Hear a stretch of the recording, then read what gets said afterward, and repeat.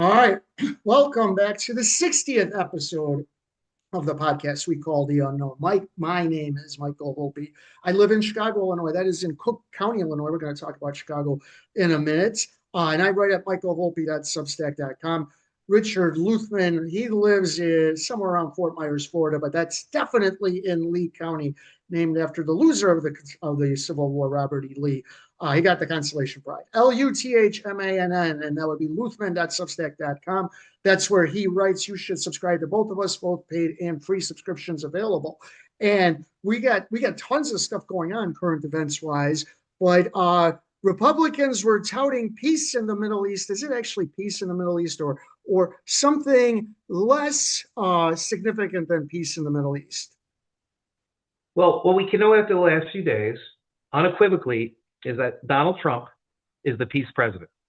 And that's what he's done. He's brought all these people together. He spoke in front of the Knesset in Israel. And then, hours later, he was in Cairo brokering this deal, which is going to bring peace to the entire region. And what he did in the Knesset was probably the most important foreign policy speech since Riyadh. This right here is Hamas acting very peaceful, shooting their enemies in the middle of the street with weapons that they are supposed to give up. Also, how many? Let's talk about that in a second. But I want to talk about the Knesset speech. Hold on.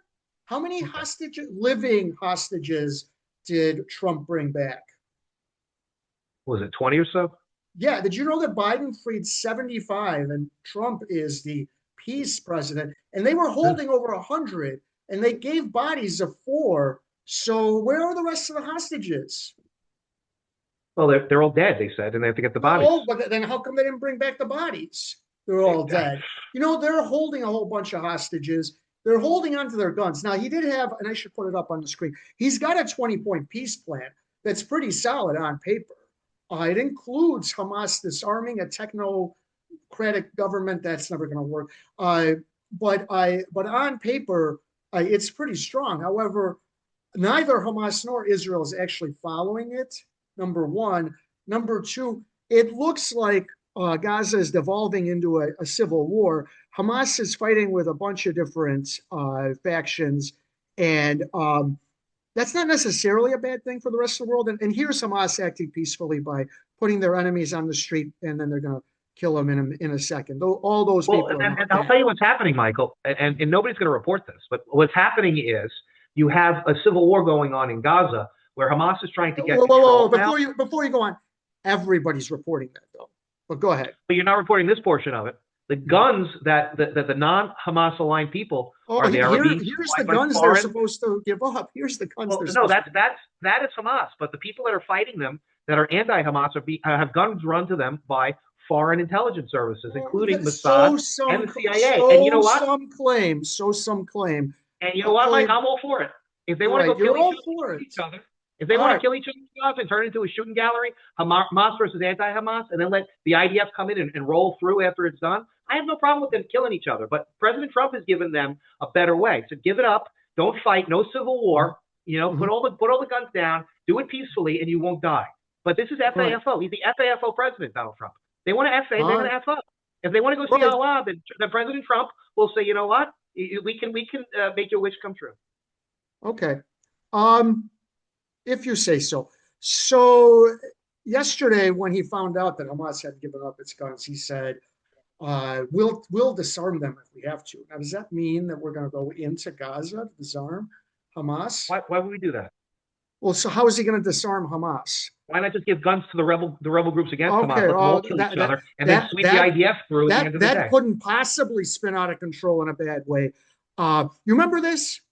Mission accomplished early 2023 after we deposed Saddam. Remember that? That's George W. Bush. He was president at that moment. You remember that moment? You can't compare Donald Trump to George W. Bush because Donald Trump's not a moron. Okay, that's number one. Right, he's not a moron. He's got it all figured out. Right now, this looks a lot like Bush's mission accomplished moment, except for one thing. Colin Powell said, you break it, you own it. Meaning if you go into Iraq, you own what happens and you have to fix it. We didn't break Gaza. So right now he's touting a peace plan. That's not really a peace plan. But if he for whatever reason, gets us involved in Gaza, that's a huge problem. This whole civil war thing is a lot like Sunni and Shias. The technocratic government is what we try to impose early on in Iraq. A lot of this reminds me of Iraq, except for the we break it, you break it, you own it. We didn't break it. The worst case scenario is that you tout a peace plan that's not really a peace plan, but you got to get out of there. We have no strategic interest in there. Israel is taking Israel has a strategic interest with our great ally Israel. That's number one. Number two, if you read the 20-point plan, one of the points there is to develop a Muslim peacekeeping group, okay, to come into there. Muslim countries. Okay, so that's brilliant. And that is something that could take place. Yeah. But if they have to kill each other more inside the territory in Gaza, if they don't want to give up their guns, then let them kill each other. If they're not going to listen to President Trump and they're not going to take peace, then they don't want peace. Okay, then let them kill each other, and then we'll sweep it up. Right. Then it's not really a peace plan. That's not really a peace. It is a peace plan. It's a peace plan for the rest of the earth, and that's what we want. Right. All right. The Abraham Accords have helped to diffuse this, because a lot of countries that would have jumped in on the Palestinian side are staying silent and even helping. Egypt already had a peace agreement with Israel, and they're supposed to take the lead. This looks like Iraq 2.0, but if we stay out of it, then the worst case scenario is that Trump looks like a fool in a year or two when he touted a peace plan. It wasn't a peace plan, which is what I think is going to happen. But Israel degraded a lot of stuff. This was still good. They got 20 hostages back. That's not nearly all of them. Right now, I think he's letting them play them, meaning Hamas, play him, because he wants to tout a peace plan. This is a lot like season 8 of 24. I named my son Jack. That's not a coincidence. But the president was so desperate to have a peace plan in season 8, was a female president, that she was willing to do anything, step over anyone to get it. It was a lot worse for the president in the fictional world of the U.S. than Trump. But he's touting this peace plan, and I'm seeing a lot of Iraq 2.0. You want to finish up, and then we're going to talk about Letitia. I want to give you accolades for talking about the Abraham Accords, only because, and I was trying to say, the Trump speech before the Knesset was the most important speech that he's given since Riyadh, this term. It is a very important speech because it announces the new philosophy of the Middle East. If the new philosophy of the Middle East is, here walks America, here walks Israel, walk with us or stand alone. And that is what the Abraham Accords is all about. It's about economic development, economic trade partnership, walk with us or stand alone. And that is what that's peace through strength. And that is mutual beneficial interest, economic interest. And they understand this in Qatar. They understand this in Saudi Arabia, in Riyadh. They understand this in many capitals.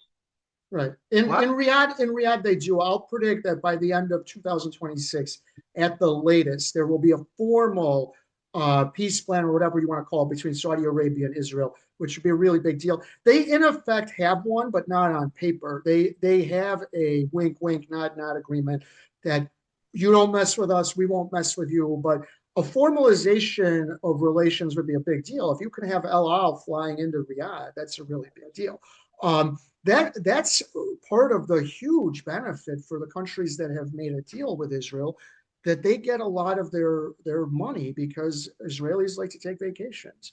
So anyway, I predict Saudi Arabia will be next. Letitia James, who indicted Trump on, sneezing funny, among other ridiculous indictments. Now she's indicted for listing an investment property as a second home. That's definitely a mortgage fraud. However, from what I read, her argument's going to be that she let her niece live there and then came around from time to time, which would probably be enough for a second home. That's why the guy that Trump had fired didn't charge her, because it's hard to prove mortgage fraud. It's not hard. It can be hard.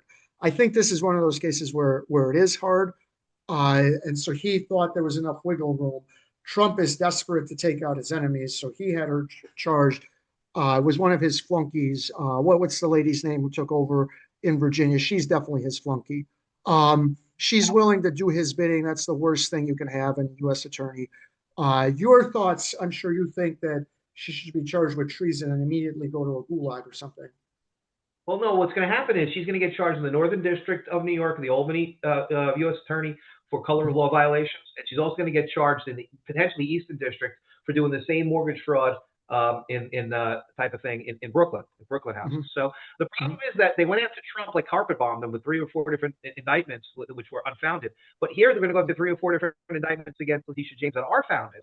And she's going to be taken out after the election. After the election, he's probably going to drop. So this I was lady, right in the very beginning about this, Mike. I was right, and you laughed at me for putting my MAGA hat on and playing. I didn't laugh at you. I said that would be April. You want to know why we're talking about it? Well, we're talking about it now, and I said it months ago, looking at what I have seen and talked to people, with Roger Stone, with Frank Parlato, with a bunch of others, with Sam Antar, and others have done to show that Letitia James is a very, very bad person, and not just this mortgage paper case, which is clear cut. And it's also ethical violation. It's not clear cut. And all you got her on is a low-level mortgage fraud. You got her on a low-level mortgage fraud.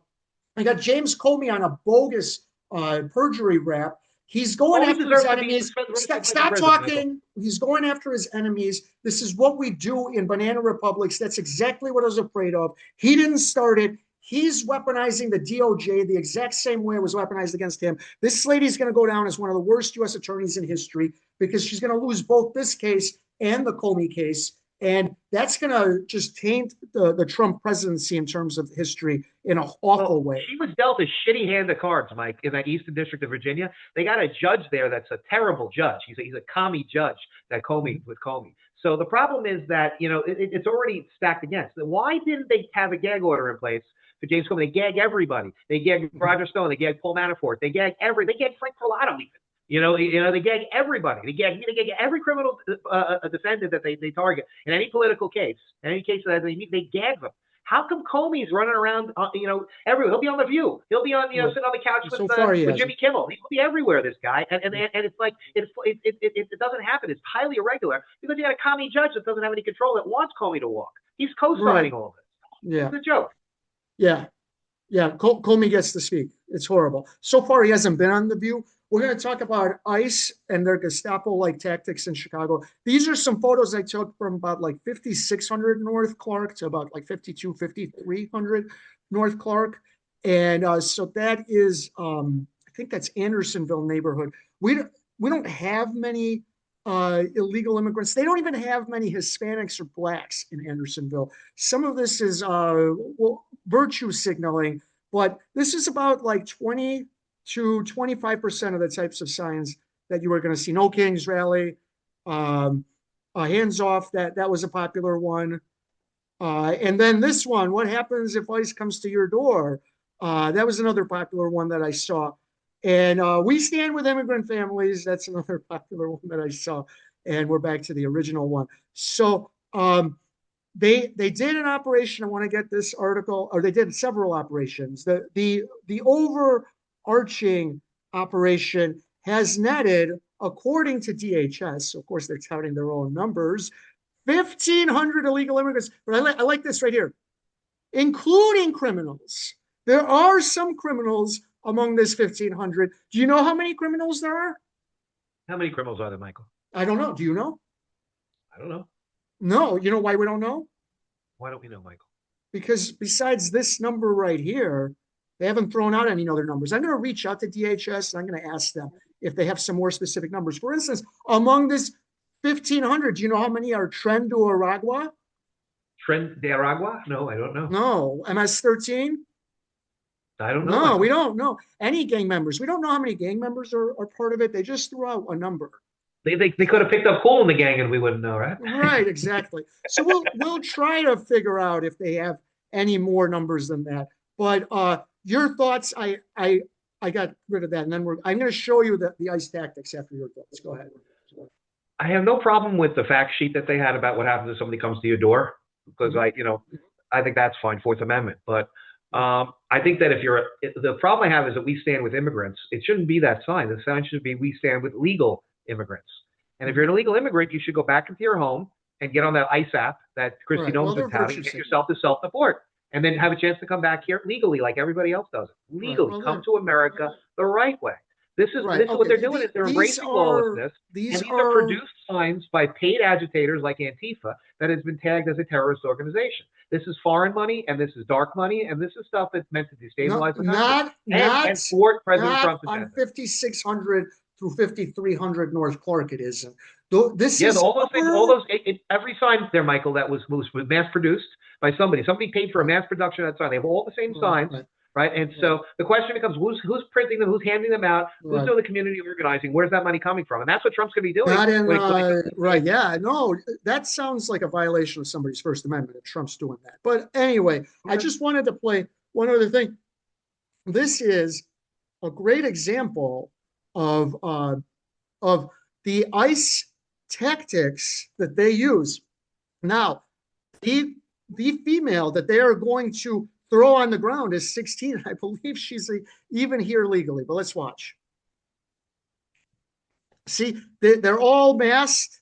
She's in her driveway. They're going to rip her out of her car and drop her on the ground. That's a 16-year-old and put a knee on her back. That's a 16-year-old right there. Yeah, no, these guys.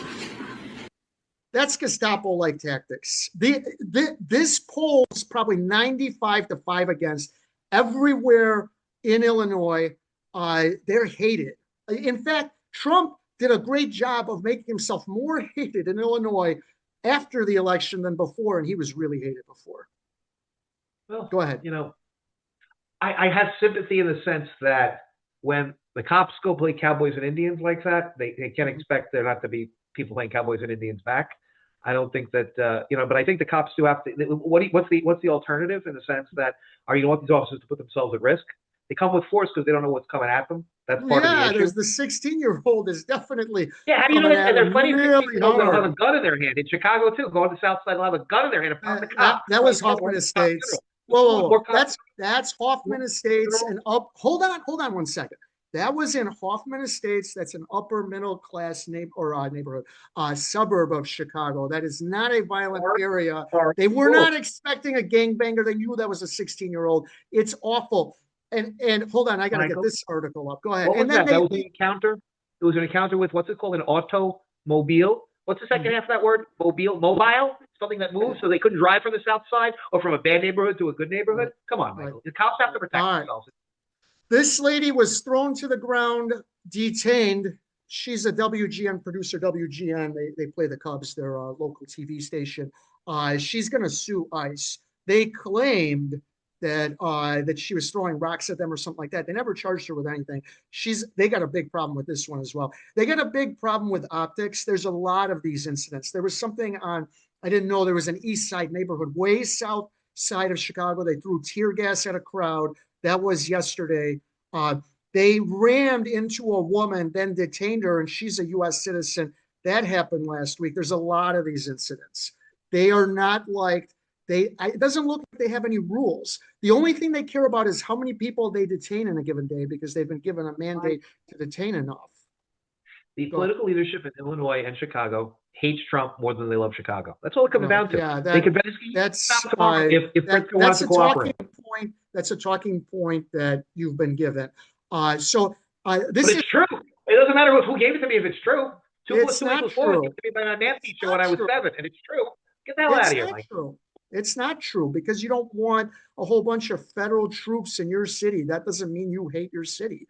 But Trump, he's doing this without the support of the local citizens, without the support of the local police or the local government. This is one of the worst run federal operations I've ever witnessed. This is going to go down as everything you do not do in a federal operation. This is a website called Nextdoor. It's where people in a given neighborhood like pass along information, and it's been co-opted by this stuff. It's nothing. I keep getting there's some stuff that's different, but it's almost all anti-ICE. Don't take the bait. Remain peaceful. De-escalate situations and document from safe distances. That is her advice to the people who are confronting ICE. So anyway, this is the kind of stuff that's coming up because they all hate ICE and they all want to do everything they can to get rid of ICE. And you know what? I'm becoming one of them because it's what he's doing with ICE is absolutely awful. And by the way, there's a New York Times story that said there's a resistance movement growing, like an underground railroad where they, through their network, inform people of ICE coming and hide people. That's what it's getting to. I'm not even going to dignify that with a response, Mike. I'm just not. I know. If they embrace lawlessness, they're going to embrace lawlessness. It's the foreign money I talk about all the time, the dark money, the Antifa money. You're not supposed to just arrest somebody just because you feel like it. So if you're saying embrace, you're supposed to arrest people who are here illegally. Yeah, they're breaking the law. The 16-year-old was here illegally. I don't know. Has very big powers, huge powers, to effectuate arrests when somebody's has broken the law. And right. Well, what did the 16-year-old do? And to protect themselves. People don't like that. What did the 16-year-old do? I don't know, Mike. You know all the facts? What did the lady who was driving down the street who got rammed do? She was an American citizen. This lady. They gave a guy a $130 fine because he didn't have his papers on him. They're acting like the Gestapo. This is absolutely awful, and you guys have no idea what those who are outside of your little bubble think of what's happening with ICE. I think what's happening with ICE. We haven't had an ICE funeral. Have we had an ICE funeral, Mike?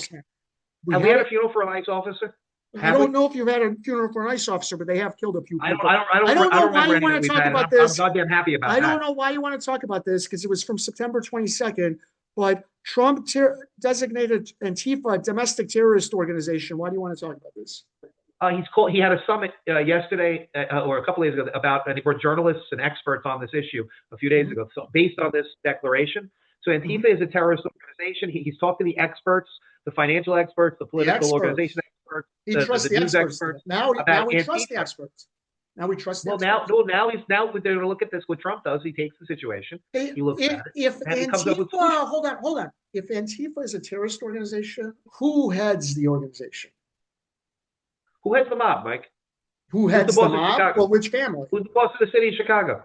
Well, now I don't know. At one time it was Al Capone. I don't remember. John Nono's the Franzo at one point. You knew who the leaders were. I think I know the leader. I can name the leader of Antifa. I can name one of the leaders. Who? George Soros. George Soros. Whose money's funding it. Yeah, I guarantee funds it. He's the leader. He's one of the leaders. So it just so happens that he's going after more political nemesis. Michael, I know somebody else. President Xi of China, because CCP money. President Xi and George Soros had Antifa. Yes. Oh, I know who else. The president of the Islamic Republic of Iran. This is all foreign money. Okay, so this is just an excuse to start wars against Iran. Scott Dworkin for the Democratic Coalition against Donald Trump. These are all the same Democrat dark money people with foreign interests that are coming together. This is 2020. This is Kenosha. This is Milwaukee. This is George Floyd. This is all the paid agitators. They come together. There's no kings on the 18th. You look at this, no kings, and you tell me with a straight face that there's no such thing as Antifa and there's no such thing as paid agitators. I will try to go to a rally and I'll tell you if there's no such thing as Antifa. I don't think it's a centralized organization. There's such a thing as Antifa, but it's not a centralized organization. So that's really the issue. You don't. I don't think you sound like a mobster trying to say there's no such thing as the mob. That's not what. So I'll agree with you. There's no such thing as Antifa. There's no such thing as La Cosa Nostra. Let's let everybody out of jail. Who headed it? That's why I asked you who headed it. All right. There was a pretty big deal, and I'll tell you why this is a big deal. Bunch of young Republicans, that's a group, they can be up to 40 years old. There was a state legislator, I think, in Vermont who's a part of the group, someone who works in the State Department, a bunch of political operatives. They're saying things like, I love Hitler. Everyone that votes no is going to the gas chamber. That's nice. I'm ready to watch people burn now. The reason that I think this is important is we interviewed Tom Lemons. He was pulling this crap. Well, the heated inflammatory rhetoric is coming from one side primarily. It's not coming from one side primarily. It's coming from both sides primarily. All right. These guys are no better than the guy from Virginia.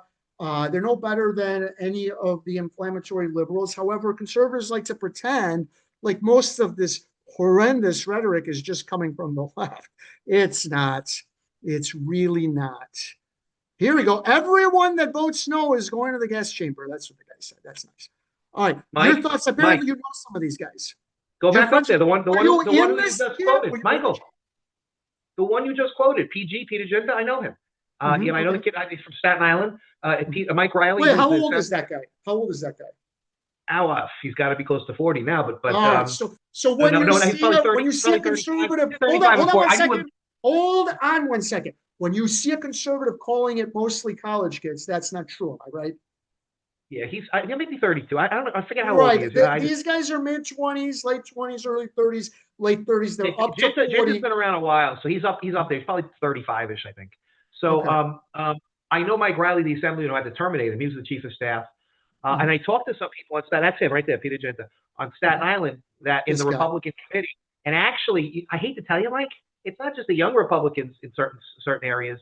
It is just Republicans in general that there were a bunch that were aghast about what he said, but there were Mhm. others that were kind of like trying to defend him. Saying that what he said wasn't so Well, bad. It wasn't like Paul Boyne type stuff where he's saying like the Holocaust never happened and right. the watches and the teeth Here's were one. relics that were Here's brought in. one guy who But was trying to but defend. Mike, some of the stuff that they did say was pretty crazy. That we followed him in lockstep. He was a very good leader for the young Republicans. And that we can't wait for like Joe Borelli to be the borough president in 2029. And there were a bunch of rah-rah crazies in that Republican Party on Staten Island. So Right. you're right. Everybody has some crazies. Both sides. I don't think it's the vast majority of Republicans, like the same way I don't think it's the vast majority of Democrats, but I think there's a crazy wing, especially in Staten Island, where people are crazy to begin with. Thank God they got Nicole Malliotakis out there. She's the only one that's got a level head on that whole What do thing. you think of JD Vance saying this is far worse? Vito Costello, too. Hold on, come on. Referring to the guy from Virginia, this is far worse than anything said in a college group chat. And the guy who said it could become AG of Virginia. I refuse to join the pearl clutching when powerful people call for political violence. What do you think of that? What do you mean? I think that he's right. He's JD Vance. Right. So No, this he's this is somebody who this AG from Virginia, total maniac, and they talk right. all about the So sex what you're two bullets to saying the back is of the head. what aboutism is fine, rather than just saying this is terrible. This has no place in our politics. You go Shit with what on both aboutism? sides, Mike. It's Yeah. politics, and so they listen. Every so often, they got to tone down the rhetoric and get people from stop talking crazy. It doesn't It sound happens. like It he's happens trying every to. 10 or so years where people get out of control, and they got to purge a whole bunch of people, and then people act genteel for a little while. And now we're going into midterms in 2026. So this is basically the nature of the beast. You got to get rid of some of the crazies on both sides and take them off the chessboard for a little while. They'll reemerge in a few years, and it is what it is. Okay. All right. Okay. So in any case, I think that is the end of the current events segment.